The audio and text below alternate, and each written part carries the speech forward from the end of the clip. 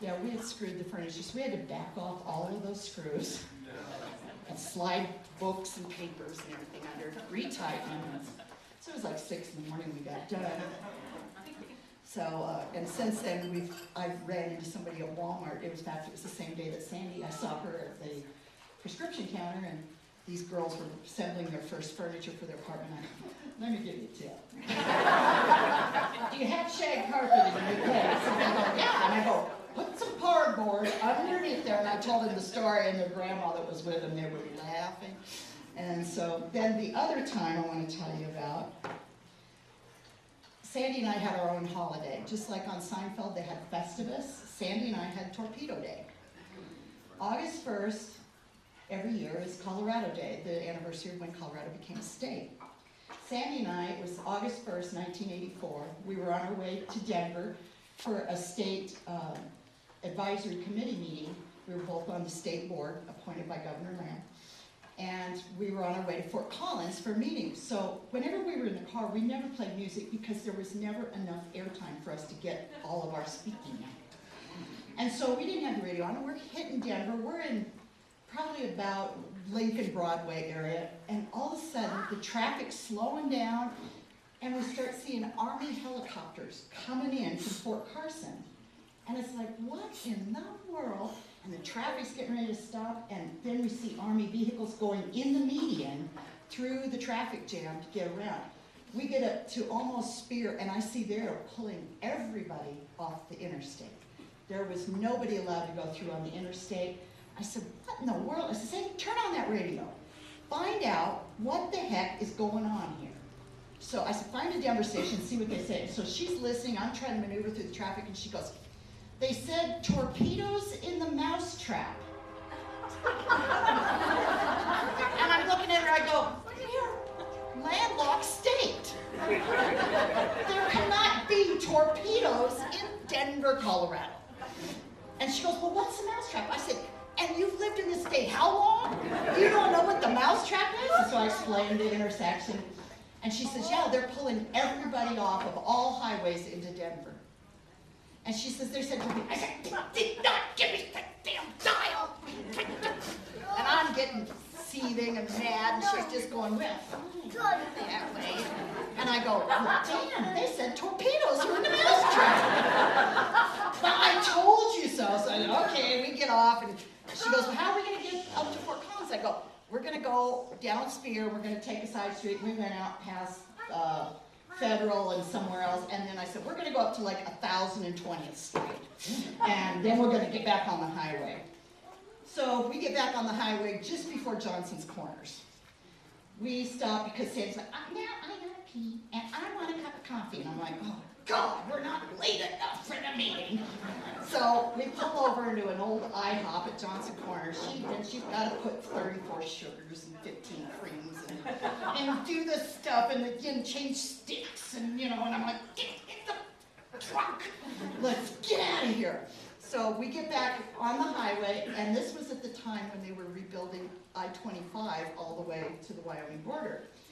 And so they had everybody driving on the frontage roads. Well, as females, we are always the ones that can find our way. A man, you could say, you go 0.6 of a mile and you turn left. As a female, we know objects. And so I know I have to look for the Loveland sign, and then I look like 3 more signs, and then I turn to go to CSU there at Fort Collins. Well, we're on the frontage road, and we're gabbing away, and she proceeds to spill the coffee in the truck. So we're mopping up with 12 million napkins she's picked up. I'm going, Jesus, we're just not late enough, and we're going like this over all the frontage roads, and I finally get a place where we can get back on the highway, and I go, we've been driving a long time. And I start looking over, and I see the mountains are getting further away, and I go, Sandy, this looks an awful lot like Rangeley, Wyoming out. And so we keep going, and sure enough, just a few miles later, we see a sign that says Cheyenne, 15 miles. There's no other cars on the highway. I slammed on the brakes. I have a big 4-wheel drive truck. Boom, boom, boom, across the median, back on, and then I hit the gas, and we headed back to Fort Collins. We finally got to the meeting. It was over 2 hours late. And the guys in the meeting, we were the only 2 females, of course, and of all the females, they picked Lucy and Ethel to be on the committee. And so we get there, and the guys are going, "We knew you'd be late when we heard about the torpedoes, so we delayed the meeting. We're just getting ready to get started now." And I said, "Torpedoes? Hell, we were on our way to Frontier Days." Those are the stories that we promised each other.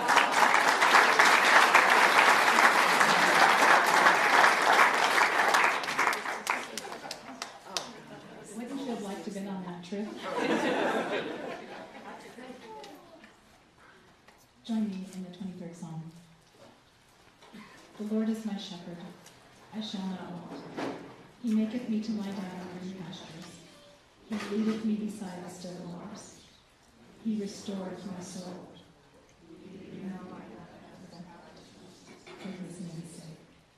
Yea, though I walk through the valley of the shadow of death, I will fear no evil. Thou art with me.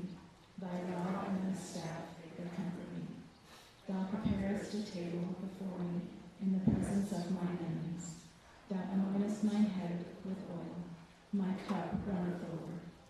Surely goodness and mercy shall follow me all the days of my life, and I will dwell in the house of the Lord forever. Amen. And now I would ask that Todwick Laxon, or as Sandy referred to him, her sunshine, come up and share his thoughts and memories.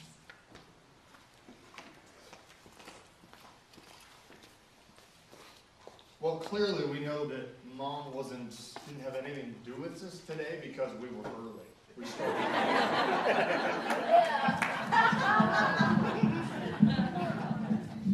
Even 10 minutes early was 45 minutes before Mom thought she should be there. So here we are.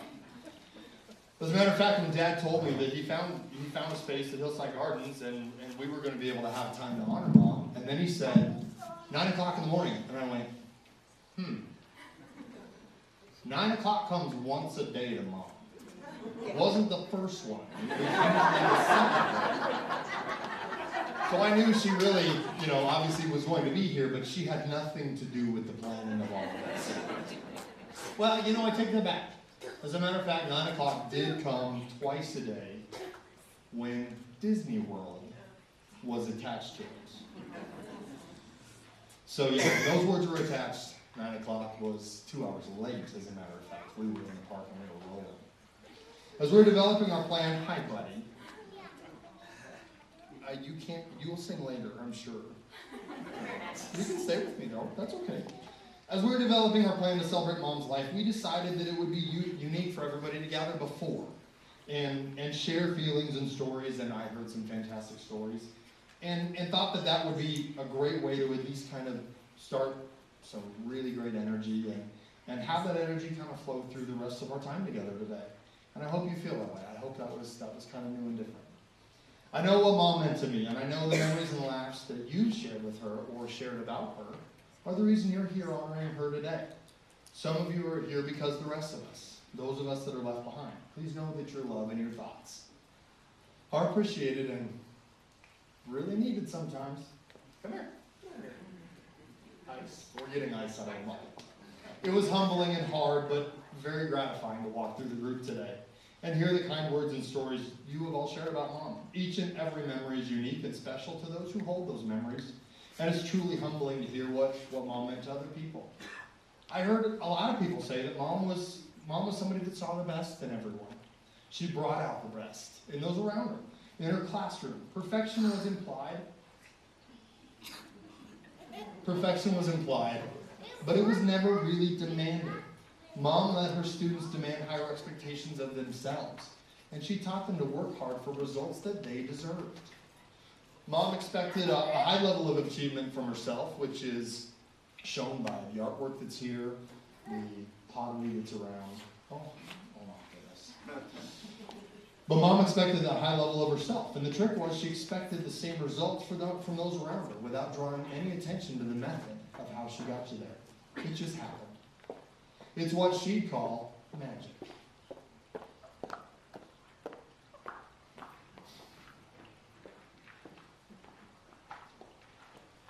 If I had one word to describe my mom, it'd be magic.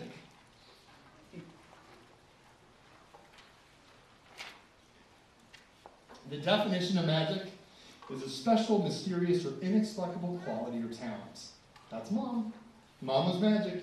Arts, magic in expression, magic in the way she entertained and experienced her life, especially visits to Disney World, even a short 3 weeks before her stroke. Like childlike wonderment is how she experienced all of life. Always. It was so much fun to watch her, watch a parade, look at flowers, things like that. Mom walked through all of her experience with a child's eye. It's remarkable, a characteristic for someone who had seen all she had seen in 66 years. I did the math wrong. I had 67, but don't tell her. 66 years. But each time she looked at something, she studied it like it was the first time she'd ever seen it. And she wanted to make sure that she remembered every last detail. The wonderment lasted until the end of her life. As an artist with her skills and experience, I believe that creating magic was something she was put here to do. To capture all the magic of a moment in every moment she could.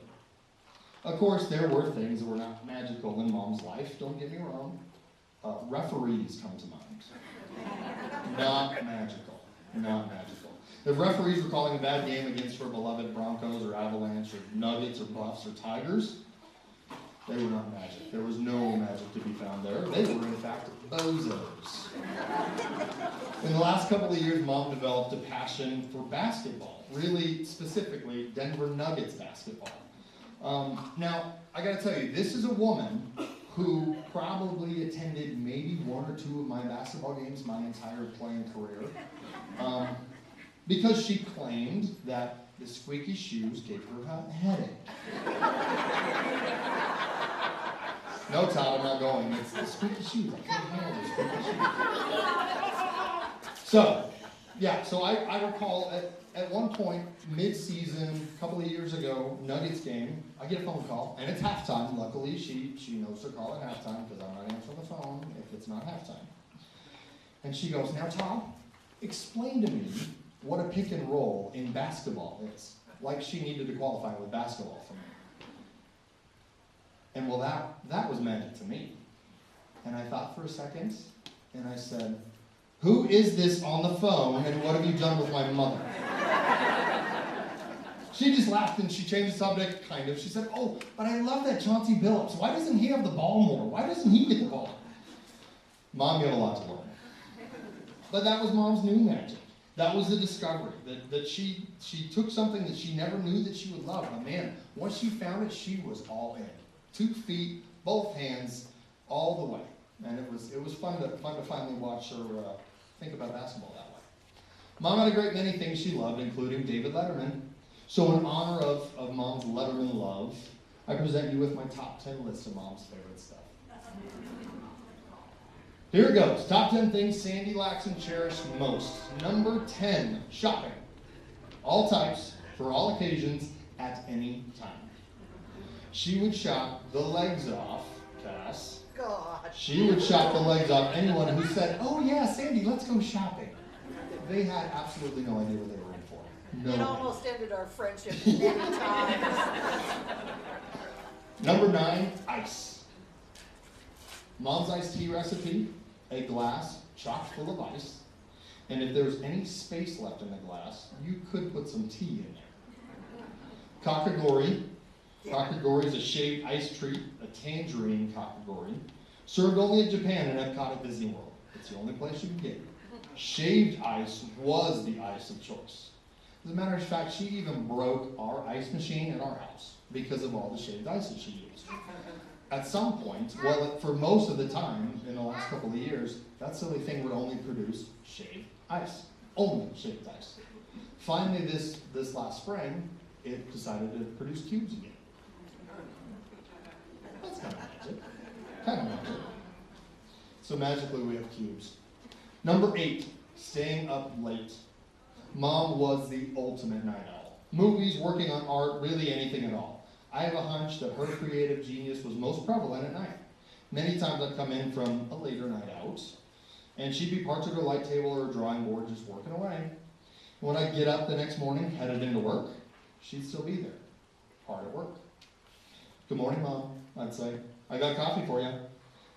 She'd say, is it morning? Really? Good thing the senior center would kick her out at night, otherwise she'd be there fastening gemstones until the next day. Number 7, travel. Clearly, through most of the things that you've seen up here, travel is something that we did a lot. With teachers as parents, we decided that travel was where we were going to be June, July, and August. So, Kauai, Pagosa, the State Fair, and of course Disney World, all places that it was hard to keep up with one Miss Sandy Laxon. She was out in front of us miles, all of those places. Shopping, hunting for seashells, trading pins with Disney staff, all part of the things she enjoyed when she traveled to these destinations. Mom's day-to-day physical ailments were pretty much non-existent when she was a play. Number 6, collecting stuff. Mom would say, you need stuff. Stuff is good. There's lots of stuff in their life. Micro machines, erasers, notepads, seashells, kazoos, buttons, Disney trading pins, watches, beach sand, goofy paraphernalia, all just to name a few. Coming back to the mainland from Hawaii before kids.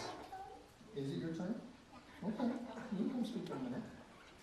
Mom had bagged a bunch of sand from different beaches. And so when the agriculture inspector opened her suitcase, saw all the beach sand, he had only one question. Lady, what do you have an exotic cat you're taking all this sand home to? Mom's rule on stuff was, if there was more than one type of something made, she had to have a minimum of 2 of each of them. And you may have taken some time to look at the coffee mugs over here, and she has quite a collection. I think at least one box kind of met its end yesterday, which is probably good because we wouldn't have fit them all over there. So, but anyway, Mom collected lots of mugs, and we hope that you may find one of these mugs that you want to take with you. That's our gift. We want you to have those, and if you do, take it home and think of her each time you use it. That's how she goes on. Next, of course, number 5 is coffee. Hot, cold, black, cream, flavored, lattes, mochas, all of that stuff. Any kind, any way. Mom and I would make late night coffee runs, midnight, 1 o'clock, just as her creative genius was kind of waking up. We'd pile in the car and drive up the pass and see who could drive the corners better, and go to 7-Eleven in Green Mountain Falls and grab a cup of coffee. When my parents bought 2 Subarus, the 2 Legacies that they bought all at the same time as trade-ins off a program, that's the first thing Mom and I did. We took the wagon up the pass, and then we took the sedan up the pass. And being a Mustang owner that she was, she decided that the wagon cornered better because it was heavier. So yeah, that was one of her things. Mom loved her Java so much, she actually made an art piece from coffee. Inspired by our trips to Kauai, she created a gorgeous Polynesian-inspired, watercolored, or coffee-colored piece entirely from different strengths of brewed Kona coffee. Homemade food. Mom loved to make and decorate Christmas cookies, and many of you have tasted her awesome Waldorf salad. In the summer, she was famous for her mess o' beans, and it was always referred to as mess o' beans. If I ever said mess of beans, I was corrected. It is mess o' beans. I think it's even that way in the recipe book, as a matter of fact. Mom's homemade mashed potatoes and potato salad have completely ruined me because nothing else will ever compare. Number 3, chocolate. Just let that roll around for a minute. Chocolate. More specifically, dark chocolate. Does chocolate deserve number 3 on my top 10 list? Well, many of you know that if you spend any time with Mom, she was never without chocolate.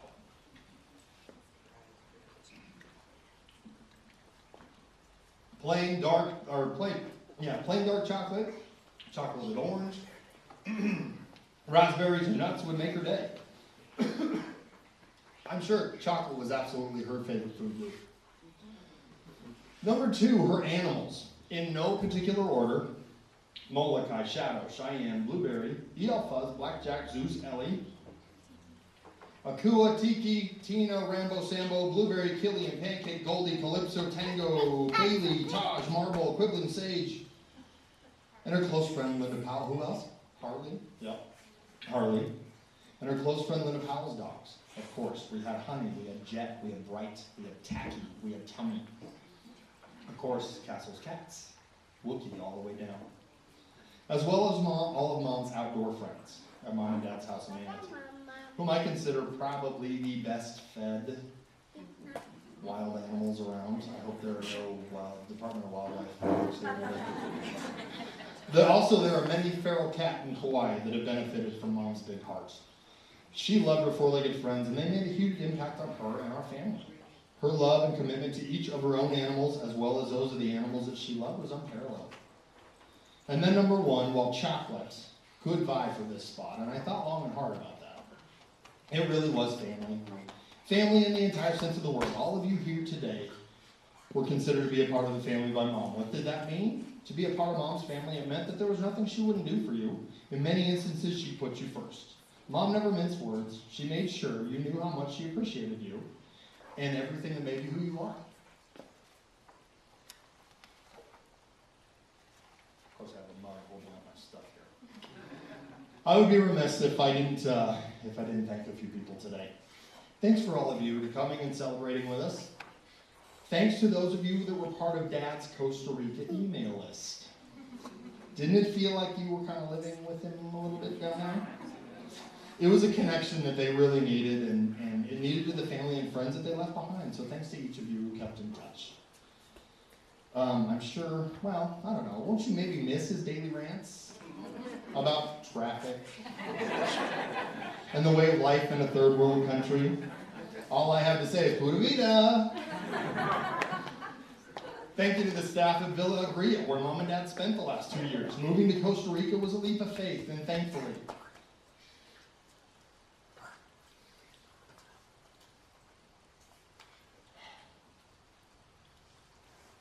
that was a good move. This was a very good move. Diana, Nadia.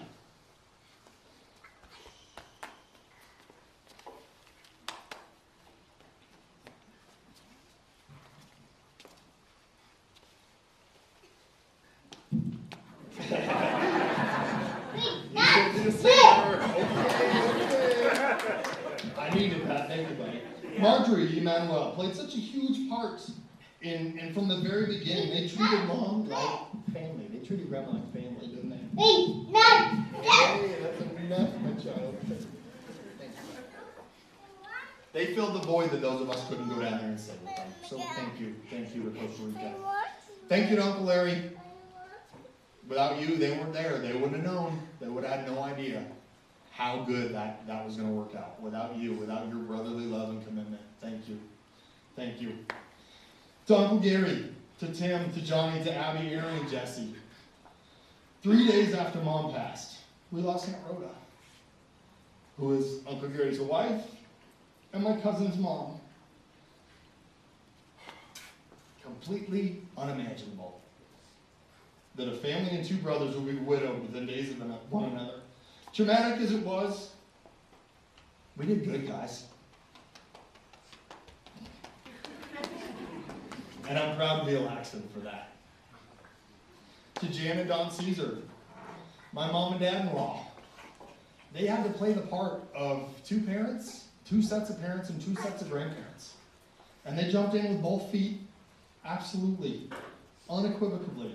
They've done all this while enduring all of their own challenges.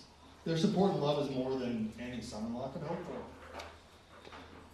To you and you,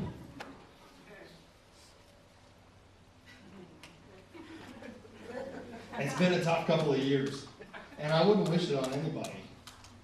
But I couldn't go through it with you, without you, Ben. Him sometimes.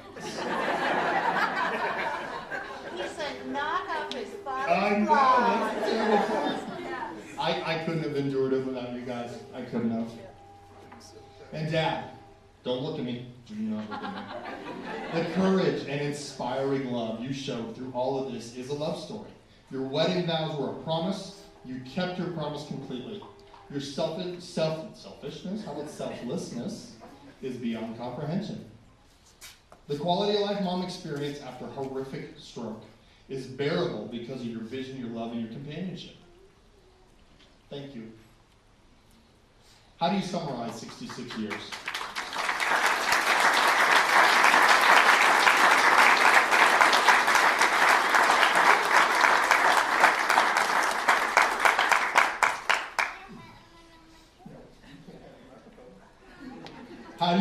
66 years in a few minutes? You don't. You just don't. As I began putting this together in my head, I was overwhelmed trying to fit so many memories on the paper that more than one time I was like, nope, done, can't do it. I am stopping, put the pen down, walk away, walk out of the room. And then I just stop in my tracks, and I'd turn back around, and go back to furiously writing about something, which would spark another thought, and that's how we are here today. Finally, I came to the realization that none of you and nobody really expects me to accurately and completely account for Mom's whereabouts for 66 years. But that's why you're all here. That's why we started with talking and filling in gaps. That's what you did. You filled in all those gaps. I know lots of my stories. You guys know your stories. That's why you're here. So together, we create the perfect memory of Mom's life. Today, we captured all of those things that Mom would want to be remembered for, all the things that she would celebrate, and I think we did a pretty darn good job. Today, we painted a picture for Mom, and it turned out just right. You know what we'll call it, don't you? Sandy. Tim. Timmy Timoteo, my cousin, my brother, more appropriately, has graciously offered to share some of the memories that you guys shared earlier today. His calm presence and his kind words were perfect during the week that we all endured together in June, and we thank him for that.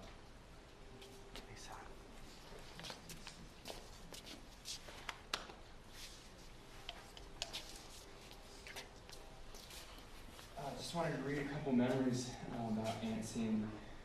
She was a blessing not only to our family, I'm sure your family as well, but the entire last clan.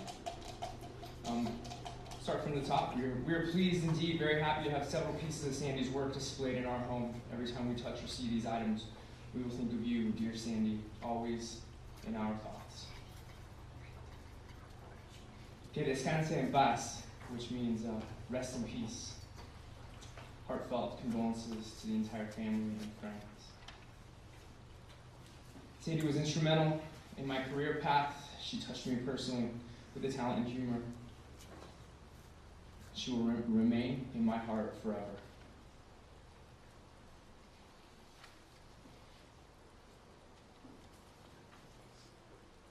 Sandy, a vibrant, creative, and friendly person who wouldn't want to be around her. I'm thinking of your donation of your time to reading books aloud and to be recorded as books on tape. Love you, Sandy. You were here with us as long as you were remembered.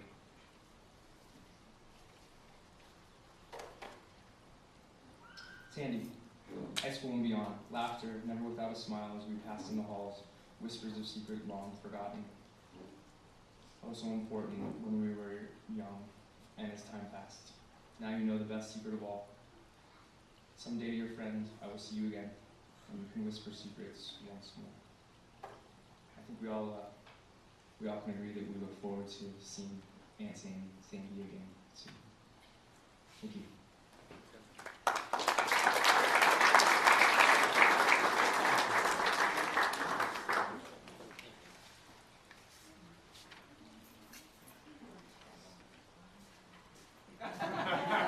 Oh, no, sorry. You want me to move it? You knew I'd get you. All he ever does is make fun of my height. He said, we need to make sure there's a table that's low enough because you know Mickey is 1'3". It's 1'6". Please join me in the Lord's Prayer. Our Father, who art in heaven, hallowed be thy name. Thy kingdom come, thy will be done, on earth as it is in heaven. Give us this day our daily bread, and forgive us our trespasses, as we forgive those who trespass against us. And lead us not into temptation, but deliver us from evil. For thine is the kingdom, and the power, and the glory forever and ever. Amen. As we conclude our celebration today, the family invites you to please stay and enjoy each other's company. There's still more food. Please enjoy that as well. We have the space until 11:30, so please, again, feel free to stay. Thank you.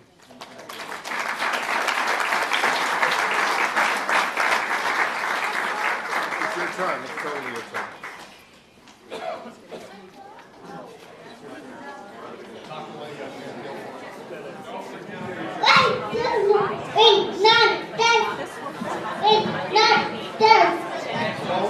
say, don't forget a mug. Don't forget a mug. Don't get me first.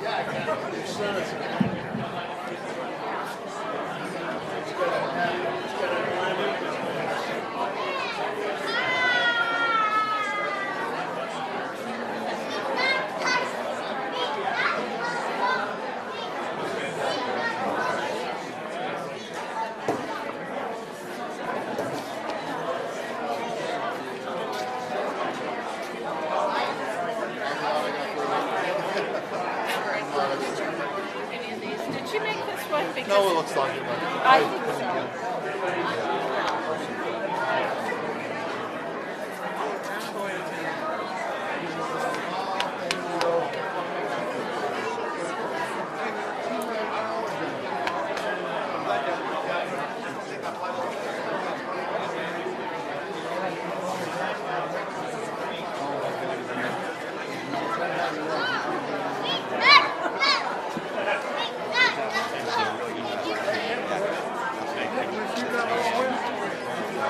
Thank God. I know it is. Oh, wait. I like my suit.